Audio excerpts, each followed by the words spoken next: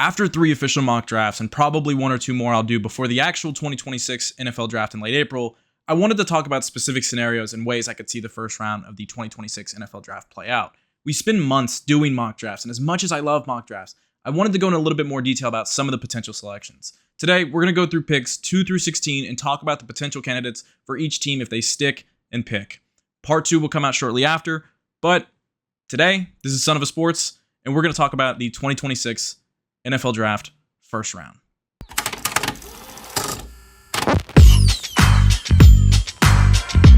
Before we get started, let's get some things out of the way. It's pretty obvious who the Raiders are selecting on draft night, and it's been that way for months. I'm not going to waste your time or my time going into what they could do differently. If they trade down, if something changes drastically, we will talk about it when it happens. I'm not going to project trades as well. I will point out some trade candidates, but I won't project trades. We don't know what happens. So much could happen on draft night. So much could happen leading up to draft night. We're going to talk about these teams if they stick and pick. And I'm going to do my best to get through these teams thoroughly and as quickly as possible. If you're here for your team and your team only, that's totally fine. I'll leave stamps for that in either the description or in the stamp feature on YouTube. Part 2 will include picks 17 through 32, which means the Browns, Cowboys, Dolphins, and the Chiefs' second first-round picks will all be featured in that, and their first-round picks will be featured in this Part 1. Anyways, let's get into the video. Starting with the New York Jets at number 2 overall. As I pointed out in my recent mock draft, the Jets are one of the few teams that came out of the combine with a clear connection to a player. That player being Arvell Reese. I've mocked him in my recent mock draft. I did it in my first mock draft. It's something I've been talking about for months. After Dante Moore announced he's returning to Oregon, the conversation became, which edge rusher do the Jets prefer at number 2 overall? Whether that's David Bailey, Arvell Reese, or Ruben Bain Jr. With how free agency shook up and how the defense has been designed around a 3-4 being called by, I believe, Aaron Glenn, I think the signs are continuing to point in Arvell Reese's direction. I also think that Reese is believed to have the highest upside in this draft class among NFL circles, something that the Jets could value considering they're not going to be any good in 2026, and 2027 is the year the Jets are building towards. Again, the 3 options are David Bailey, Arvell Reese, and Ruben Bain at 2, and if anything changes, we'll talk about it as it happens, but as of today, I'm going to keep pointing out Arvell Reese, but these 3 are the 3 selections I believe the Jets are looking at the most. The Arizona Cardinals at 3 are an interesting situation. It's hard to gauge who they're looking at considering the new coaching staff and the unpredictability of the front office around Monty Ozenfort. The Cardinals are the first obvious trade-down candidate of this draft, no doubt about it. More picks and more young talent are what their roster needs for the future. But we're talking about this pick as if they stick and pick. It feels as if everyone has the same 2 selections in their mock drafts for number 3 overall. Francis Mauigoa and David Bailey. And it's clear why. The Cardinals desperately need a right tackle, and pass rush is still an issue despite the signing of Josh Sweat last offseason and the multiple premium selections used on the defensive line. And with the potential trade request from Josh Sweat, the need for edge rusher grows even more. The players I want to look at here for the Cardinals start with Arvell Reese if he makes it past the Jets, edge rusher Ruben Bain, edge rusher David Bailey, offensive tackle Francis Mauigoa, offensive tackle Spencer Fano, and running back Jeremiah Love. I think there's a conversation for Jeremiah Love only because of the continued need for running back depth. Even with the signing of Tyler Algier, I could see a world where Love goes 3. Algier had a 1,000-yard season early on in his career with the Falcons, and then they went on to immediately draft Bijan Robinson at 7 overall.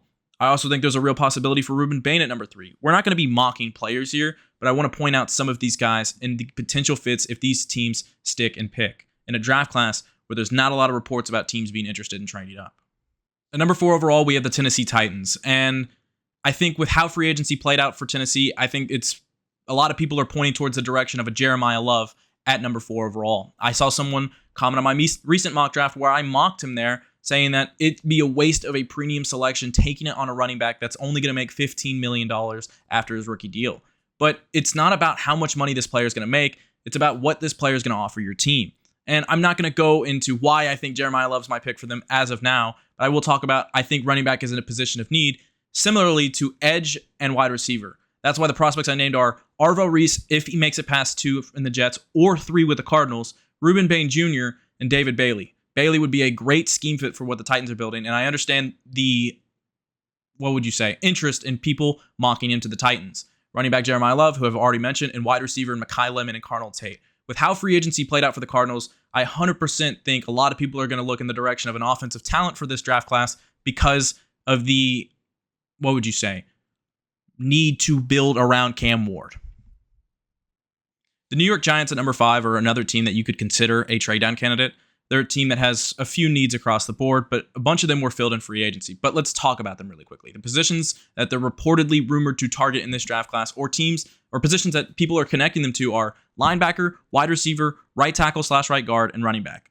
Understanding that the re-signing of Jermaine Illuminor does change some things for how they're going to be mocked for Francis Mauigoa or Spencer Fano, I totally get that. But it's still a possibility considering Illuminor is in his 30s on a cheaper deal, and he could either get moved to guard or Mauigoa or Fano could get moved to guard. Also, the connection with Sonny Styles coming out of the combine is another thing to mention. Again, the Giants are one of those few teams that had a clear connection to a player coming out of the combine, and it wouldn't be a surprise whatsoever if Sonny Styles went at number 5, considering the reported interest the Giants have with him. Caleb Downs is also a very, very favorable prospect for what the Giants have in mock drafts. People love connecting Downs to the Giants because of the Kyle Hamilton connection with John Harbaugh and the comparisons they have as prospects. And also, the Giants aren't that great at strong safety and nickel. And I also have to mention the offensive talents in Jeremiah Love, Mekhi Lemon, and Cardinal Tate. It would be certainly interesting because of the Giants' interest in wide receiver, the offense probably being built around the run game, and the offensive talent still needing some more playmakers.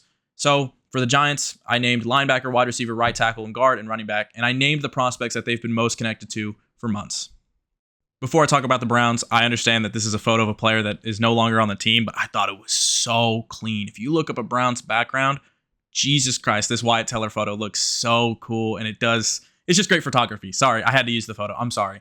But with Cleveland, talking about their pick, with both picks, I think most people understand Cleveland has put themselves in a position where left tackle and wide receiver feel like the route to go.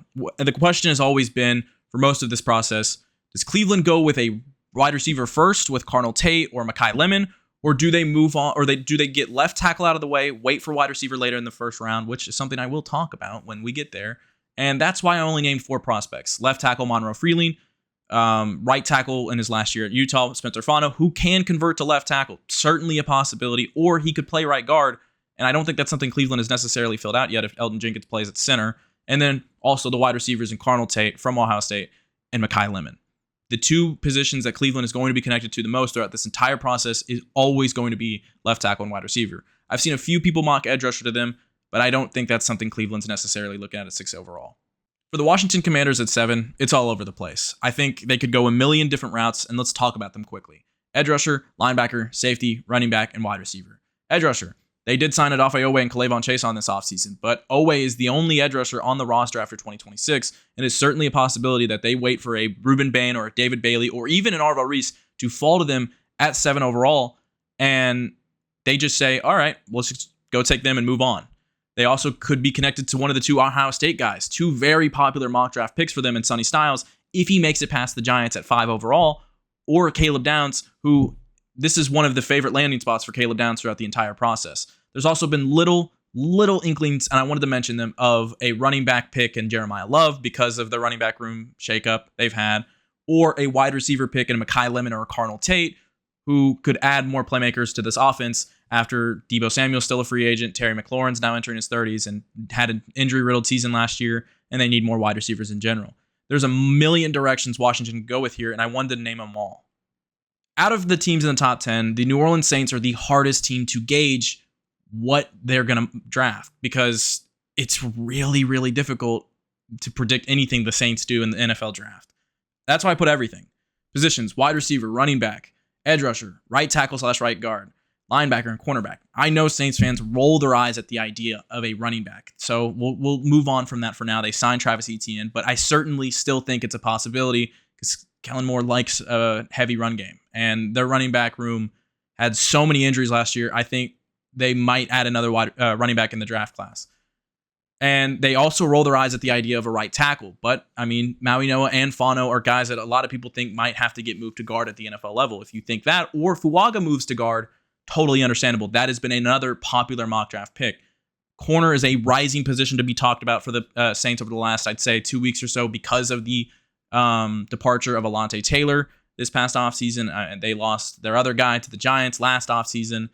Mansour Delane and Jermon McCoy, I don't think are going to be the most popular of picks for the Saints at 8 overall, but I certainly think it's going to be mentioned. The 2 positions I think everyone's going to keep mentioning over and over and over again until draft night or wide receiver and edge rusher. If David Bailey or Reuben Bain makes it to 8 overall, I certainly think that's going to be one of the main possibilities for the Saints at 8. I also think Cardinal Tate has been a heavily mocked prospect for the Saints over the last few weeks, and something that is certainly gaining interest for a reason.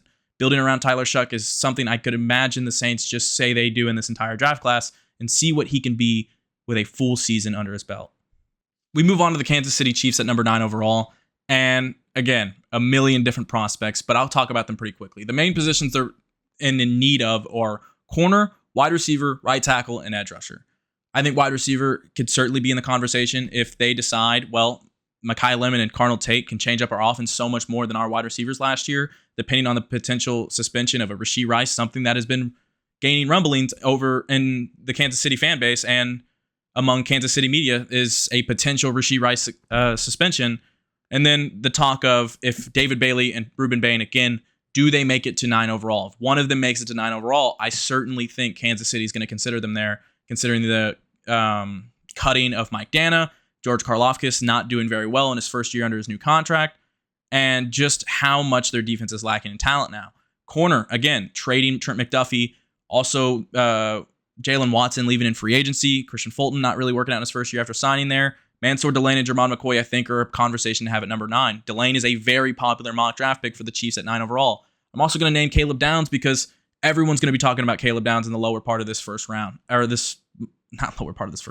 the latter half of the top 10. Downs is really difficult to gauge with his interest, and for the reason of the injury issues and the positional value, something I keep talking about in my mock drafts. And right tackle. I know Chiefs fans are furious that people keep naming right tackle for this offensive line, but it's certainly not out of the cards. Maui Noah and Fano could give you a solidified offensive line for, let's say, 2 to 3 years at the very least, with Sudamata, Smith, Humphrey, and Simmons on the other parts of the offensive line. I know people keep saying Jalen Moore could be the right tackle and come in, but that just creates another issue. This is the best pick you'll probably have in the entirety of the Patrick Mahomes era. I totally get you want a premium player, but it's certainly not out of the realm of possibility. Right tackle is the pick here, considering that is their last hole on their offensive line. The Bengals are a little easier to gauge here. Defense, defense, defense. Edge rusher, linebacker, safety. I think with the departure of Trey Hendrickson, I think how the offensive line has looked last year, the commitment they've made to the wide receivers, Chase Brown got much better throughout the year. I don't think they're going to touch the offense, and the defense is just needing much more now. They were already bad, and now they lost their top edge rusher. Shamar Stewart didn't look great as a rookie. Their other picks from the last few years haven't been working out very well. And the only position they kind of feel okay at on defense is corner. I think Jordan Battle and Geno Stone are okay, but I don't think that takes Caleb Downs out of the conversation, and they could try him in the nickel as well, something that they could get really creative with, and that's Caleb Downs. Downs is probably the most mocked player to the Bengals at 10. Then it's Sonny Styles. The two Ohio State players are going to be the most mocked players, and I understand. The Bengals fans have kind of rolled their eyes at Sonny Styles. Then I've seen a lot of fans on the side of, okay, Styles would be a fun fit. He would be a dream come true. And if they don't take him at 10, we should be furious as a fan base. And I've very much appreciated that because that was something I was exploring in my mock drafts, was the idea of maybe Styles goes at 10 if he makes it to 10. And I would understand why some Bengals fans kind of look away from that. But because of the drafting of Demetrius Knight last year and Barrett Carter and how they had a tackle record for the Bengals, but they were really bad in coverage. The Bengals were really bad in coverage in their linebacker core, and they shouldn't take away from the fact that Styles is just a really, really good prospect. So if Styles and Downs are on the board at 10, I think that's the two selections the Bengals look at, and certainly edge rushers in that conversation. And if all of these guys are off the board, I mean, everyone's been going with corner if all 4 of these guys are off the board at 10. That's what everyone's been doing. Mansour Delane and Jermon McCoy. And Bengals fans have been kind of pissed at that. But at 10, it just all depends if one of those top 4 guys makes it to 10. The Miami Dolphins at 11. They traded Jalen Waddle. They moved on from Tua Tagovailoa. And they also have one of the worst corner and wide receiver rooms in the league. I think wide receiver was in the conversation before the trading of a Jalen Waddle. And I think it's certainly much more in the cards now. And right tackle and right guard is something I've been exploring over the last few weeks because they're not very good at either one of those positions. And the offensive line was something that the previous regime really struggled to build and find success at and sustain success at.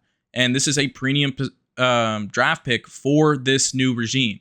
I 100% think they'll consider Spencer Fano at 11 if he's on the board, and even more think that they would consider Francis Mauigoa if he's on the board, if he makes it to 11. And if he makes it to 11, I think the Dolphins are going to take him there. But talking about corner as well, because corner is another need. They do have another first-round pick, and this class is a little deeper at boundary corner and wide receiver than they are at right tackle or safety with Caleb Downs here. And I only mention Downs because, well, I think a lot of teams are going to consider Downs in this range, no matter what. He's just that type of prospect at a position that isn't much valued, and so he'll go in this range. And I think a lot of teams are going to wonder, should we do this? Should we just skip the other ones and just run the card in for him? But yeah, tackle, corner, wide receiver, you're going to see that mentioned over and over and over again for the Dolphins in the final month of this process. My Dallas Cowboys at 12. Well, I think there's a few directions Dallas has kind of locked themselves into here. I think the number one direction Dallas is going to look at is corner at 12, considering they are the last team out of the combine that kind of made it clear who they liked the most, and that was Mansour Delane.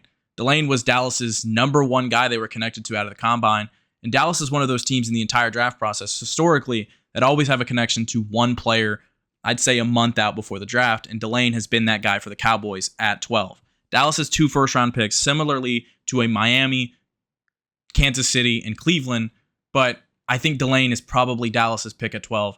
But again, corner, safety, edge rusher, and linebacker, it all depends on how the board shakes up for him. If Delane can make it to 12, I think that's Dallas's pick. If Downs makes it to 12, I think Dallas considers that. And if both are off the board, I think Dallas might look at a direction of a C.J. Allen, Dylan Thieneman, Emmanuel McNeil-Warren, maybe a Jamrod McCoy, Keldrick Falk, I had to mention because Cowboys fans are kind of in that worry stage where that's a type of player that Dallas would get obsessed with at 12 and take over a corner, safety, or linebacker prospect. It's all about best defensive player available at 12 for Dallas. This is a team that has prioritized need over best player available in a bunch of drafts recently, and it has put them in a very, very bad position with their roster, specifically their defensive roster. And it's a reason why they traded Micah Parsons is because of their poor drafting over the last few years. Again, they have another first-round pick in this draft class, so I'm going to mention these positions again. I'll talk about different prospects at 20, but these are the prospects I think Dallas is going to be looking at the most at 12. Los Angeles at 13. I think the Rams have 3 positions they've always been connected to: wide receiver, corner, and right tackle. I'm only mentioning right tackle because it's something that some people have been talking about. I don't think it's something they totally throw in Stafford's last year because of the fact that Warren McClendon really came into his own as the right tackle last year. Left tackle, they just extended their guy last offseason. Wide receiver and corner feel like the 2 positions. And, I mean, they traded for Trent McDuffie. They signed Jalen Watson. I don't know how much corner will be in the conversation. It's another position where it's like they could use another, but I don't think they desperately need it. Wide receiver is the one I'm going to keep talking about. And it's the one Rams fans like to talk about. It's the one mock draft people like to talk about. If Mekhi Lemon makes it to 13, I think the Rams will take him, the hometown kid. Jordan Tyson, I think, is also in the conversation because of his connection to the area. And Kenyon Sadiq. I understand Rams fans and the Rams in general have a ton of tight ends. And Rams fans have kind of been adamant Kenyon Sadiq is not going to be the pick there at 13. I think it's a possibility because of the fact he is different than a normal tight end prospect. He's more undersized. He ran a 4.36, something around that. And it's just quicker, smaller, but also a really good blocker, something that McVay also values. I understand he's not the typical tight end you want in 12-man personnel, 13-man personnel, but he adds a different element to this offense. And if you want to play him as like a slot receiver, I would totally understand that and think that could certainly be in the cards for them at 13. Ravens at 14. Wide receiver, edge rusher, right guard, center, and tight end. I mentioned center specifically. I know that there's not a specific center prospect that is, a pure center prospect that's like in that first round caliber range, but Spencer Fano reportedly at the combine, a lot of teams were talking about the idea of maybe him converting to center, him being like a Graham Barton prospect where he played tackle in college and then moves to center at the NFL level. And I like the idea of Spencer Fano for the Ravens because of the fact that he played both left and right tackle in college. A lot of people view him as potentially a guard at the NFL level, something the Ravens need, and the Ravens might need a left tackle in the future with Ronnie Stanley. I mean, he's only getting older. They've been rotating his contract over the last few years. It is certainly a question mark for them in the long term, and Fano might move to guard, have him play tackle eventually, or have him play at center with the departure of Linderbaum in free agency. They also have need at wide receiver, Mekhi Lemon, Jordan Tyson. tight end. There are two backups left in free agency, and Mark Andrews is only declining. Kenyon Sadiq, I think, is in that conversation for the Ravens at 14. I also think I have to mention Keldrick Falk because, well, their defensive line isn't all the way back. I know they traded for Max Crosby and they got rid of him, and then they signed Trey Hendrickson. They drafted Mike Green last year, but I don't think their defensive line is the most talented thing in the world compared to how it was a few years ago. I still think they could use more there. And that's why I think someone like a Keldrick Falk, who's a raw prospect they could develop, is in the conversation for them at 14. I think this will be their best pick in a while. I mean, it took a few years to get back to a pick like this after Lamar Jackson had this franchise being good for a few years. But again, it's going to be how the board shakes up. But I think these few positions are what the Ravens are going to consider at 14. I think depending on how the board shakes up, Tampa Bay could be a trade down candidate. They're in a really weird scenario. Two franchise legends leaving in one offseason. Mike Evans leaving the 49ers, Levante David retiring, and I'm recording this as Levante David's retiring.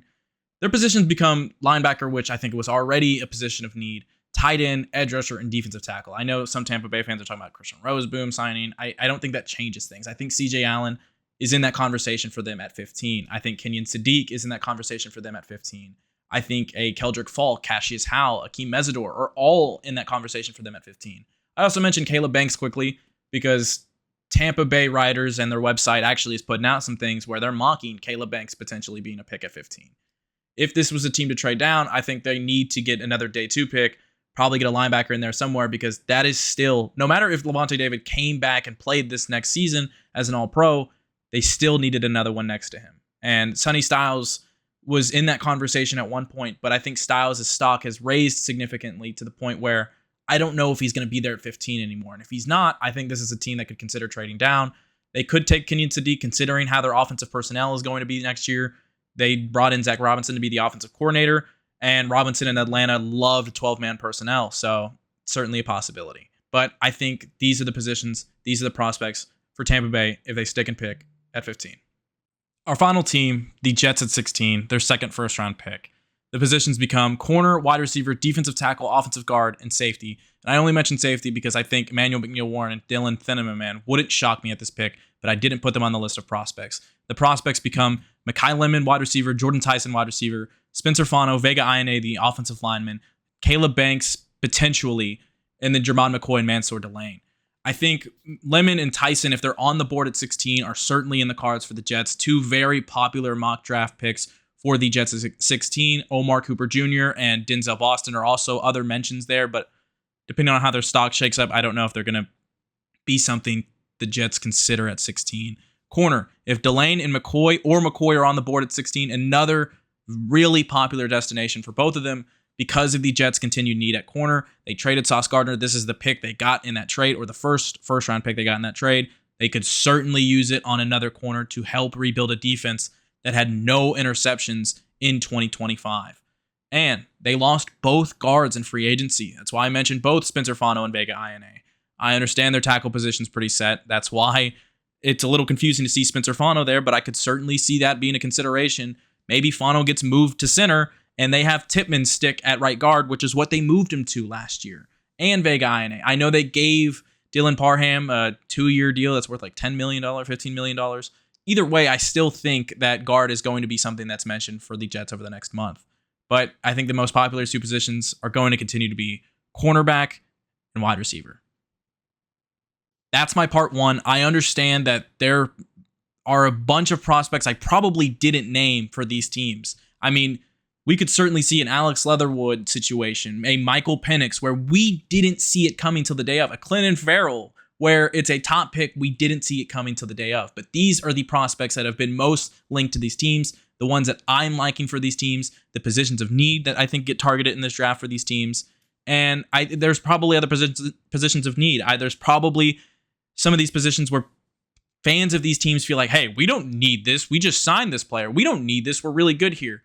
You never know. You really never know. And a lot of the board can shake up to where a team just says best player available and takes someone at a position they felt set at for years. It is so random. And this was more of a talking about gauging the interest in players, talking about what players could go at these picks rather than just straight up mocking them here. Because I don't like to limit it to one player a lot of the time. I want to talk about multiple players. I could see it going at multiple destinations. You know what I mean? I really enjoyed doing this. This is something I've been working on for a while, trying to get what people are feeling, trying to make my own opinions, trying to form a list of players for each team that I could see going there. And yeah, let me know your thoughts down below. Part 2 is coming pretty soon. And yeah, I love the NFL draft, man. I hope y'all enjoyed this. I love each and every one of y'all. Please like and subscribe. This is Son of a Sports, and I'll catch y'all next time.